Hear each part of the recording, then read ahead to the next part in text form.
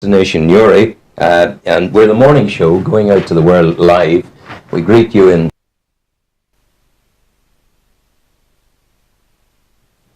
Right, you're very welcome back. It's Destination Newry, and we're the morning show going out to the world live. We greet you in San Francisco, we greet you in New York, we greet you in Melbourne and Perth. We hope it's not too warm out there and all the fires are under control. I have Dáire Hughes with me and Roisin Mulgrew with me. Let me tell you why these good folk are here.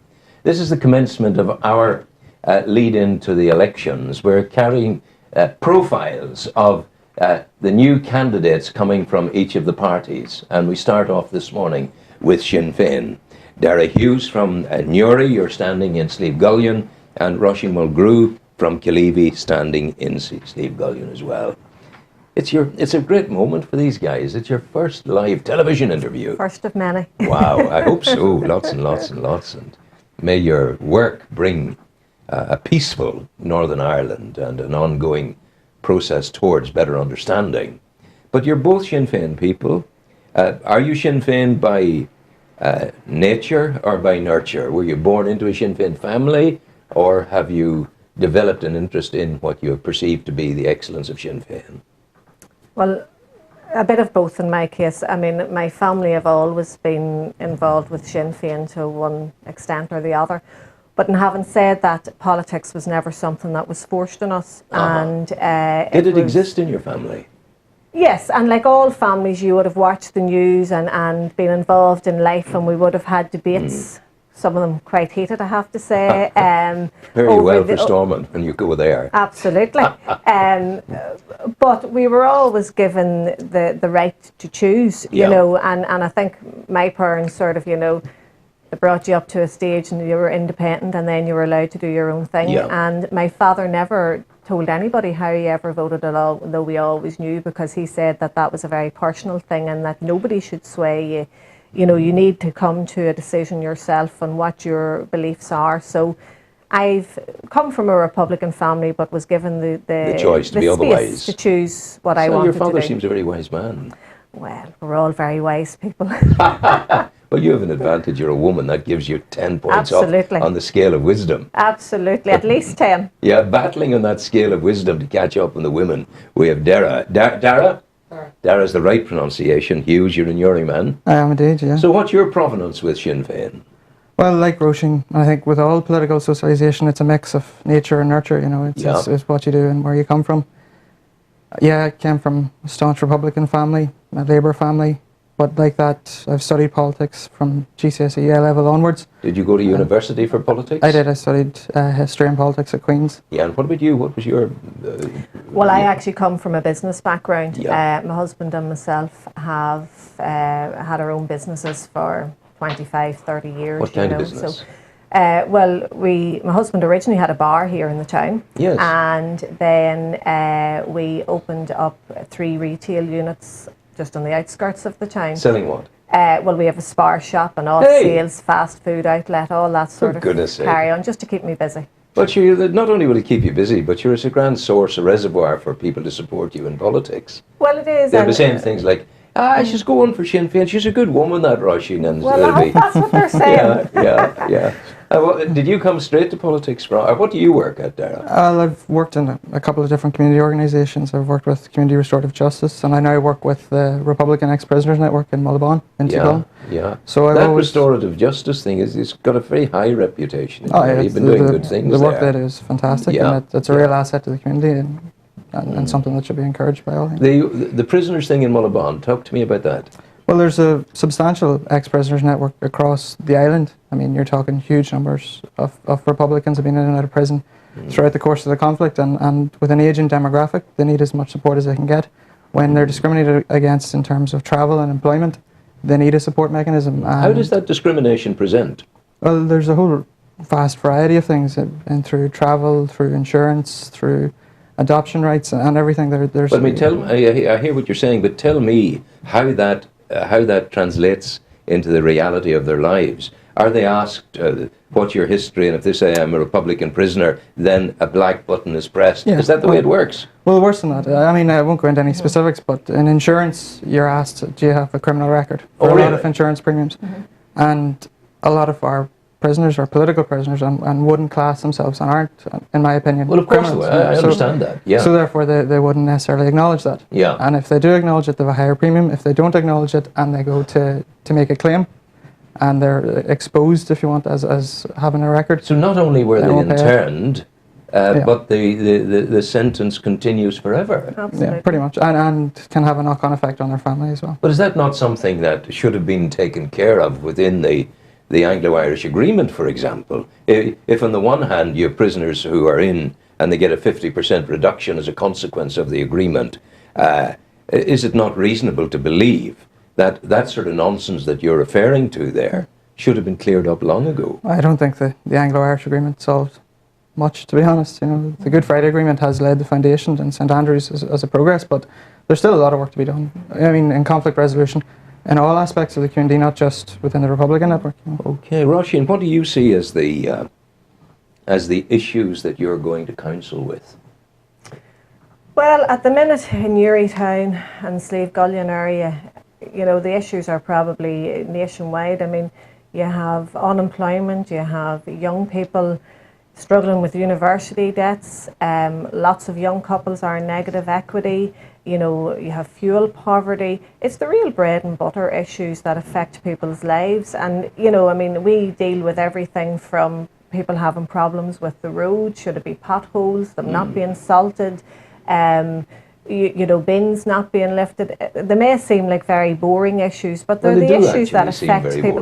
Well, they are, but you know, politics. Is that something you can actually pin your flag to and say, this is what I'm about, this is my mission in life, to fix the potholes? Absolutely. Well, but the reality of it is, in the community, that's the things that annoy people. Now, I mean, obviously, I would like to see more recognition for our women in our community, because still, unfortunately, women are really the unpaid carers of society. You know, they're at home looking after children and they get no acknowledgement. They're looking after elderly relatives and they often get no acknowledgement.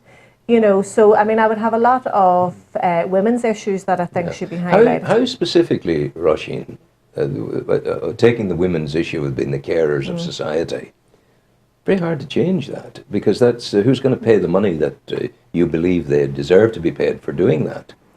Well, you know, we can find money for lots of things, and, you know, I would actually argue that we should actually sit back and think, is it possible that whenever a woman is at home looking after her children, that she should be at least entitled to claim some sort of payments, something equivalent to the unemployment benefit for a single person?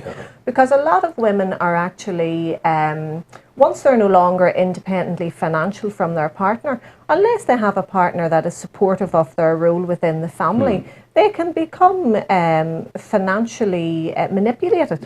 You know, as well as that, lots of people now don't have the choice to stay at home. So you're asking grandparents to do that job. Of course. But should they be paid as well? Well, you know, this is something that we need to open up as a debate, because I can actually see, funny enough, I can see it more rational to be paying grandparents.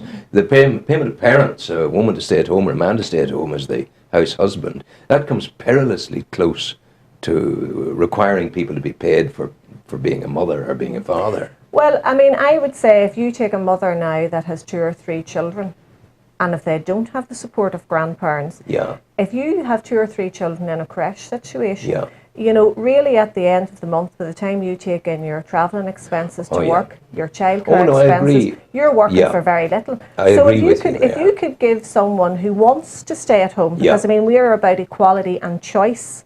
So if you're giving someone the choice to stay at home, if that's, you know, and facilitating that to an extent for a limited number of years, you know, you could actually be freeing up a job for someone else. You know, that, and financially, the person that is staying at home would be no worse off. But can you take my point about the danger of it being paid to be the mother of your children? But perhaps better to go down the road of giving special allowances for creche, special allowances. It's a matter of semantics, perhaps, but it grates a little bit to think that a mother needs to be paid for being a mother. Well, I suppose the reason that most mothers worry about, once you're a mother, you always feel guilty. I mean, there's no magic solution to being a parent or a politician or anything else. It's all about trying to get balance. But I think lots of people now, it's the fact that they're worried about their jobs. They're worried about coming out of the job market for 3 or 4 or 5 years. Will they be able to get back into that job market? Yes. So people are almost clinging on there for fear that that is going to be removed of them permanently if they do choose to come out of it. So it is a very difficult... We're almost talking about resculpting society's approach to funding essentials of our lives. And that includes hospice, because the council this week is talking, Dáire, about going after government for 100% funding for hospice. Is that something you will support? Well, it's something that certainly needs to be looked at. I mean, But is it something you would support? Well, I need to see the details. I would support central philosophically, is it a good idea that hospice should be 100% funded from central government? It's my opinion and the opinion of the party that healthcare should be provided from the state, from the cradle to the grave. And the hospice provides a very important service to the people of the north, in particular, where that provision isn't provided by the state, and it shouldn't rest on fundraising through charities. Here, here. It should be provided by the state, yeah. But again, we have to look at the details. So we're suddenly into, I understand the potholes being important in the council that you will go to serve in if you succeed, and good luck to you both in that. We're suddenly gone from the potholes to a major, real examination of how things are funded. Is that something you would embrace in your time in council, that you're going to push the boundaries of that kind of debate further out? Absolutely. I mean, it's a key priority of both the party and people who share our ideology, that local government has substantial power. I mean, there's no point in having a democratic centre when local areas are disenfranchised, you know. So very much, big decisions need to be made, but people, with power comes responsibility, you know. So, so what we heard of your provenance within Sinn Féin, Roisin. To take the step from being the hurler on the ditch, which is easy. I do it in my column every week, it's very easy. But it's a big step to go into politics. It's a huge commitment.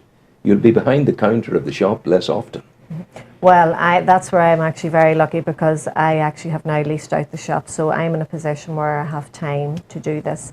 And our children are also grown up, so you know, I have, I suppose, the time to do it, and I don't have as many people dependent on me. So you know, it is a huge step, but it's something that I am looking forward to. I think it's always very easy to complain and criticise about what's happening around us. So this is my opportunity, instead of giving off, to go and try and do something about it. Get off the ditch. Get off the ditch. Yeah. It's you have it well figured out, because you're not fooling yourself about the effort that's required. Absolutely. And I mean, you know, councillors really, you know, you can have meetings during the day, you have meetings at night time, you're meeting community associations at night, you are on call 24/7, literally. But that's what we sign up for. I mean, that's what we understand. And lots of times people contact you when they're feeling very angry about something or very vulnerable about something. And, you know, you have to deal with people and their emotions at the time. And, you know, you need to be sympathetic, but listen to them, give them the time. But also realistic. And realistic. You know, we can't cure all problems. No. But certainly, and Sinn Féin has a track record of really being the foot soldiers on the ground of communities. So we certainly will give it 100%. I'll not go any further on the metaphor, foot soldiers on the ground. Yeah. Well, we are the community workers. Solidly here now. We are absolutely the community workers, and I think our track record shows that there is no one in the community that we haven't, you know, strived to help where at all possible. I founded the Alliance Party, Dáire. That's as close to politics as ever I got. I was an Alliance politician for a time.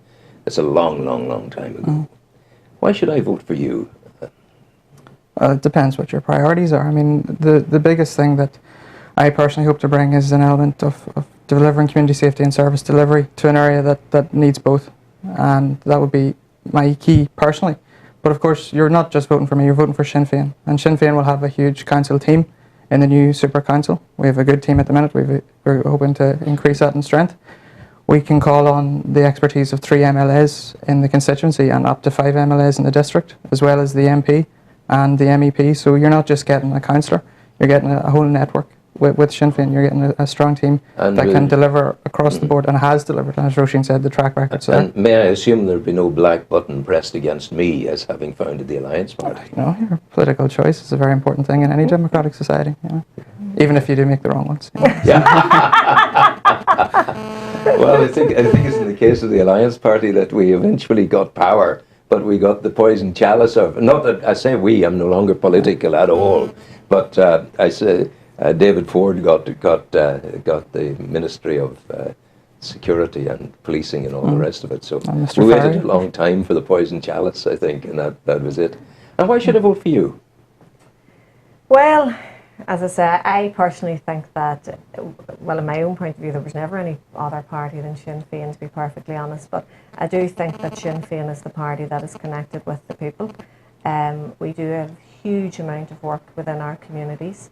Now, fundamentally, of course, our main goal is that we see ourselves as being Irish. Yes, of course. And that is who we are. That is the cornerstone of. Funny enough, I felt that too when I was in the Alliance Party. I felt I was Irish. Yeah. And it wasn't incompatible, and it was there. Absolutely. And I mean, even from the island of Ireland point of view, I think there is a strengthening argument about the feasibility of being a united Ireland.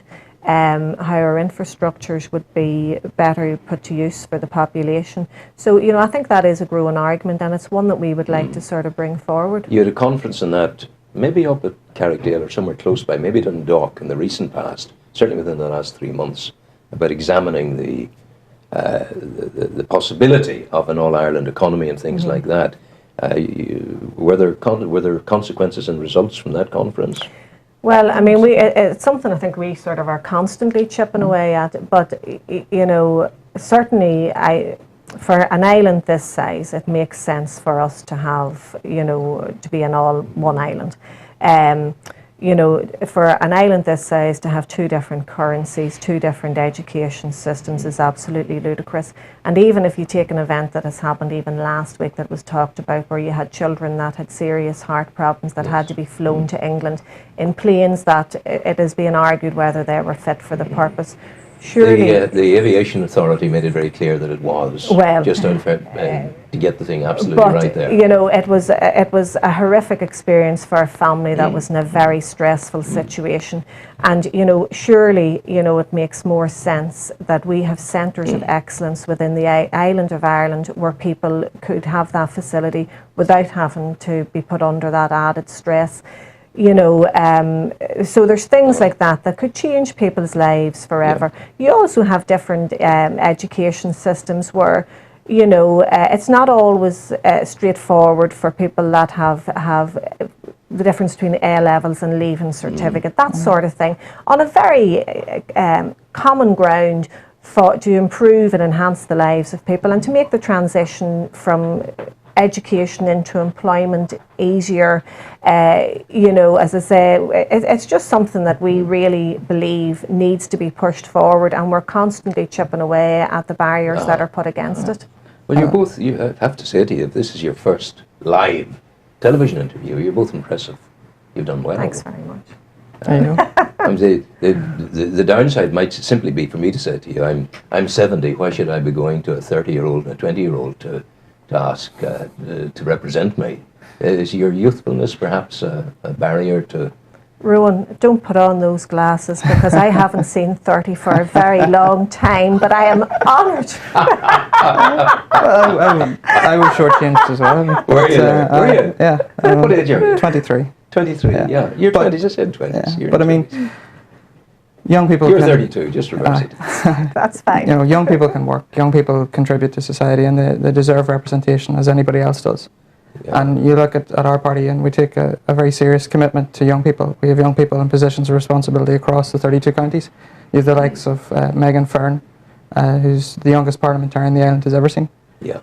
So our commitment is serious. And who do you want to be your next leader when Jerry goes? We're hoping he's not going. Yeah.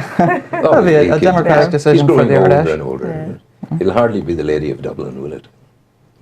again, it's a democratic decision for the Ardèche. Yeah, The candidates, that's- if there is a If they leadership took challenge. that phrase out of the language, out of the lexicon, it's a democratic decision, you guys would be lost. But it's your mantra. No, always. see, okay, if you want to step outside of that, I have no fear who the next leader of Sinn Féin will be, because if you look at our representation across the country, there's people with the ability to match Jerry.